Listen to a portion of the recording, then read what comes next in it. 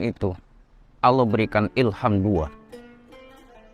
Satu, Allah memberikan ilham atau sifat kepada makhluk itu fujur, sifat yang tercela. Kemudian Allah juga memberikan ilham kepada makhluk itu ilham yang takwa, yaitu ilham yang terpuji. Berarti sifat makhluk itu ada makhluk yang punya sifat tercela, ada juga makhluk yang punya sifat terpuji. Contoh sifat tercela adalah sifat sombong, takabur, sifat kikir, suudzon, sifat marah-marah, merendahkan manusia, dan sebagainya. Contoh sifat terpuji yang Allah berikan kepada makhluknya sifat jujur, sifat husnudzon billah, sabar, selalu berhusnudzon billah kepada Allah, dan sebagainya. Pada kesempatan saat ini, kami akan mengambil salah satu sifat yang harus kita jauhi. Salah satu sifat tercela yang harus kita jauhi, yaitu sifat sombong.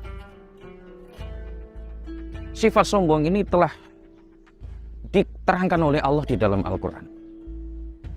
Dan telah Allah jelaskan di dalam Quran itu karena telah dilakukan oleh 3 makhluknya Allah.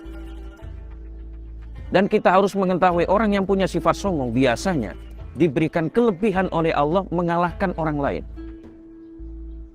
Orang yang diberikan harta, karena dia merasa hartanya lebih banyak daripada orang lain, maka dia punya kemungkinan dia akan punya sifat sombong. Mungkin dia akan punya sifat sombong.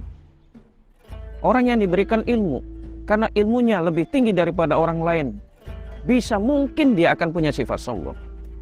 Orang yang diberikan kekuasaan oleh Allah mengalahkan orang lain, mungkin juga dia terdorong punya sifat sombong. Maka 3 sifat sombong atau keadaan sombong ini telah dijelaskan oleh Allah di dalam Al-Quran. Orang yang punya ilmu, karena dia punya ilmu mengalahkan ilmunya dari orang lain, sehingga dia punya sifat sombong. Itu Allah jelaskan, Allah gambarkan kepada sifatnya iblis yang diterangkan oleh Allah dalam Al-Quran surat Al-Baqarah ayat 34. Wa idh qulna lil malaikati isjudu li Adam fasajadu illa iblis aba wastakbar wa kana minal kafirin. Ketika Allah perintah kepada para malaikat untuk sujud hormat kepada Nabi Adam, semuanya sujud kecuali iblis. Iblis menolak dan iblis termasuk orang-orang yang kafir. Iblis tidak mau sujud kepada Adam karena dia merasa sombong lebih mulia. Mungkin dia lebih banyak ilmunya daripada Adam, karena dia lebih dulu tinggal di surga daripada Adam. Bahkan di dalam surat Al-A'raf ayat 12 dan surat Shad ayat 76, iblis itu berkata yang dituangkan oleh Allah dalam Al-Quran, qala ana khairum minhu khalaqtani min nar wa khalaqtahu min tin. Saya lebih baik daripada Adam. Saya diciptakan dari api sedangkan Adam diciptakan dari tanah. Ini sifat yang pertama, sombong, yang telah Allah jelaskan adalah sifatnya iblis. Yang kedua adalah sifat sombong yang dicontohkan oleh Allah dalam Quran, sifatnya Fir'aun.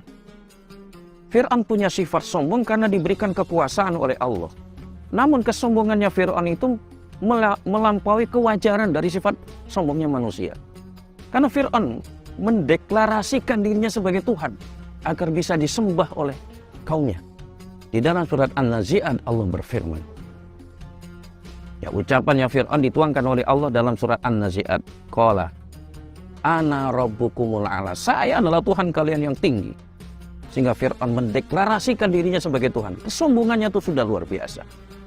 Fir'aun punya sombong seperti ini karena dia punya kekuasaan. Terus yang ketiga adalah orang yang punya kekayaan. Itu digambarkan oleh Allah sebagaimana sifatnya Qarun, yang dijelaskan oleh Allah dalam surat Qasas ayat 76. Inna Qaruna kana min qaumi Musa. Qarun itu termasuk kaumnya Musa, tapi dia durhaka. Karena diberi kekayaan oleh Allah yang berlimpah ruah, mengalahkan kekayaan kaumnya.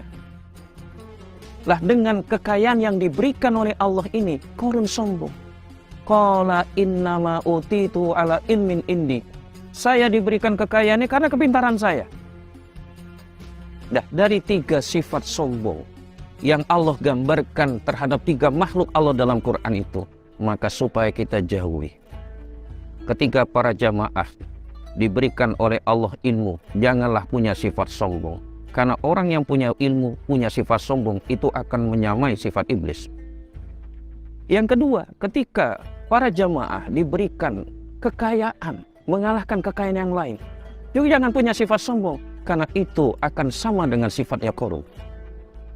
Ketika para jamaah yang berbahagia diberikan oleh Allah punya kekuasaan, maka jangan kekuasaan itu digunakan untuk kesombongan, karena itu sama dengan sifatnya Fir'aun.